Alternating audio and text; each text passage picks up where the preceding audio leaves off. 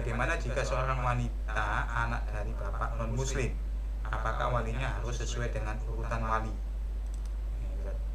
Monggo. Anak wanita? Ya, mungkin ini maksudnya gini, saya membantu untuk memberikan penjelasannya. Mungkin ya, yang disampaikan oleh penanya ini, mungkin orang tuanya itu non muslim, yang bapaknya. Ya.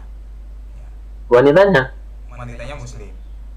muslim. Mungkin juga pernikahan dari kedua orang tuanya, bapaknya muslim, ibunya muslim, bapaknya non muslim. Anaknya tapi muslimah. Muslim.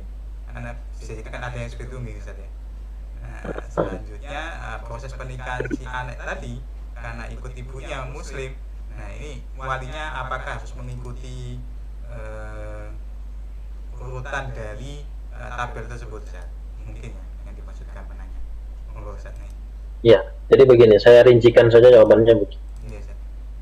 Apabila si wanita ini muslimah dan ternyata orang tuanya itu sebagai wali ya, bapaknya itu ternyata adalah non muslim, si wanita muslimah bapaknya non muslim, maka jelas bapak ini tidak boleh menjadi wali.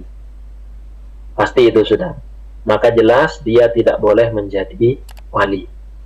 Lalu bagaimana walinya siapa? Walinya berpindah kepada orang setelahnya sesuai dengan tabel yang ada di buku saya. Berpindah pada yang berikutnya, siapa? Saudaranya. Lihat dulu, saudaranya juga muslim atau malah ikut bapaknya yang beragama misalkan Kristen. Kalau memang seperti itu, maka tidak bisa juga saudaranya untuk menjadi wali. Akhirnya kewalian berpindah lagi kepada siapa? Kepada ponakan. Ternyata ponakannya Kristen juga gitu, atau mungkin belum balik ya. Cuman intinya karena di sini berkaitan dengan keagamaan, tapi dia Kristen juga. Akhirnya pindah kepada paman. Nah, pamannya ternyata muslim, maka pamannya itu yang menikah. Kalau ternyata pamannya juga tidak muslim, sepupunya muslim, nah sepupunya itu menikahkan. Karena sepupu ini unik. Satu sisi sepupu ini bukan mahram, tapi dia bisa menjadi wali. Dia bukan mahram, dia artinya boleh menikah dengan sepupu. Sepupu dengan sepupu itu boleh menikah gitu. Tapi dalam kondisi-kondisi tertentu, misalkan dalam hal ini tidak ada wali lain selain sepupu, maka dia menjadi wali. Begitu. Boleh menjadi wali. Terus seperti itu sebagaimana di tabel, ketika satu ada hal yang menghalangi seperti kekafiran, maka akan berpindah yang berikutnya.